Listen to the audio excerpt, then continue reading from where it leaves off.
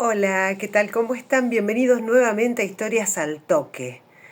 Esta vez seguimos con el tema de las palabras. Les quiero traer 5, pero 4 palabras y una frase populares que seguramente escucharon o utilizan y puede ser que no sepan bien de dónde proviene o cómo se adoptó en esta región del mundo, en este lugar. Pero vamos a empezar por el principio. 1. Atorrante, que normalmente se usa para llamar a alguien vago, alguien sinvergüenza, pícaro. Bueno, atorrante tiene varias versiones de cómo se origina esta palabra en el lunfardo, o cómo se adopta en el lunfardo rioplatense. La más popular, la más conocida, la vincula con los vagabundos que dormían en caños de desagüe de la constructora francesa A. Torrant. Estamos hablando de Buenos Aires, siglo XIX.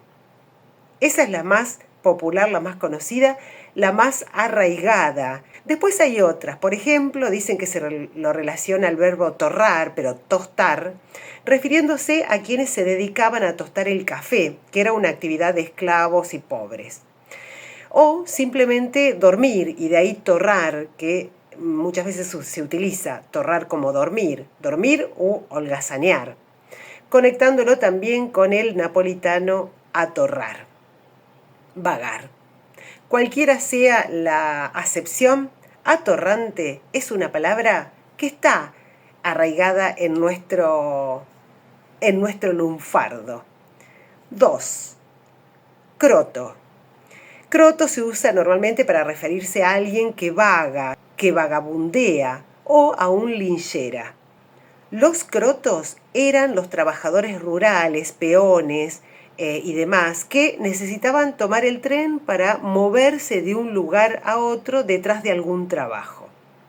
Normalmente eran extremadamente pobres, con muy pocas pertenencias y harapos como vestimentas y muchas veces lo único que podían conseguir.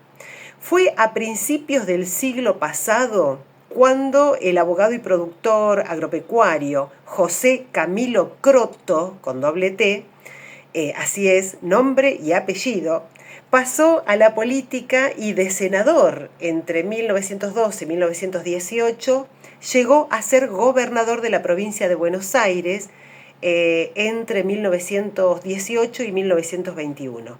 En esa gestión sancionó un decreto, el decreto 3-1920 o 3-1920. Con ese decreto autorizaba a peones rurales o trabajadores golondrinas, como se les llamaba, a viajar gratis en los vagones de carga de los trenes. Fueron los trabajadores ferroviarios los que empezaron a llamar a estos peones que eran trasladados en busca o detrás del trabajo en los trenes, crotos, pero con una sola T. Ahí se fue perdiendo el italianismo y quedó con una sola T.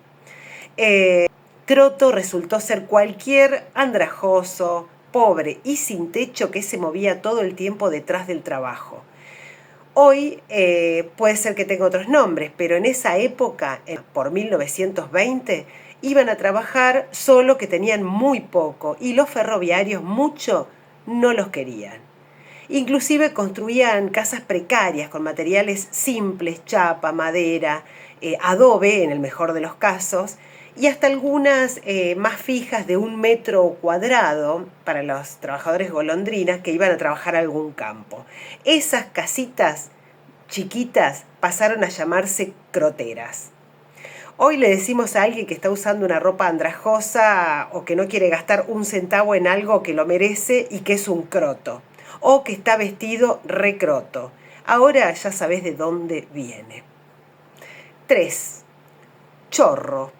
Chorro, ladrón. Esa la seguimos usando hasta hoy en día. Pero vamos a empezar contando algo. Choro es una palabra del caló, es decir, del dialecto gitano español, que alude a robar. Así, choro es robo y chori, ladrón.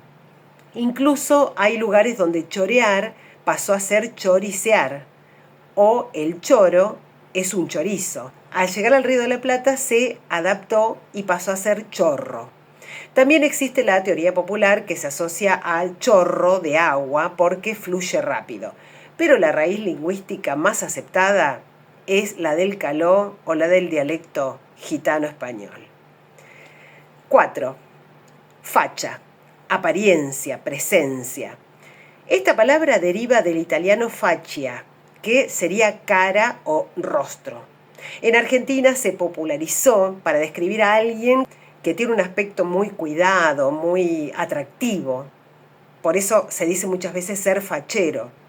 Curiosamente, mientras que en el italiano se utiliza solamente para referirse a la cara o al rostro de la persona, en el Río de la Plata se adoptó para hacer referencia al estilo general de una persona. Y la última, 5, es una frase popular que lo usamos muchísimo en Argentina y que muchas veces en otros países no entienden qué quiere decir esta frase, por qué la usamos así. Estoy hablando de me voy a ir yendo. Una frase donde el verbo ir está 3 veces en 3 conjugaciones distintas. Me voy a ir yendo. La frase argentina que desconcierta al resto del mundo. Aunque para nosotros los argentinos funciona como un aviso informal de despedida, muchas personas de otros países que escucharon esta frase aseguran que les resulta imposible saber si la persona se iba en ese momento o más tarde o si en realidad no se iba. Especialistas en lenguaje y cultura rioplatense dicen que me voy a ir yendo no busca precisión, sino una forma de visualizar la salida y mantener una especie de clima social. ¿Les gustó? Bueno, espero que sí. Me gustaría que me comenten qué les pareció, si conocen alguna frase o palabra que usamos a diario y muchas veces no entendemos por qué o de dónde viene, o si de estas palabras y frase que les traje tienen algún comentario. Gracias por estar del otro lado. Historias al toque.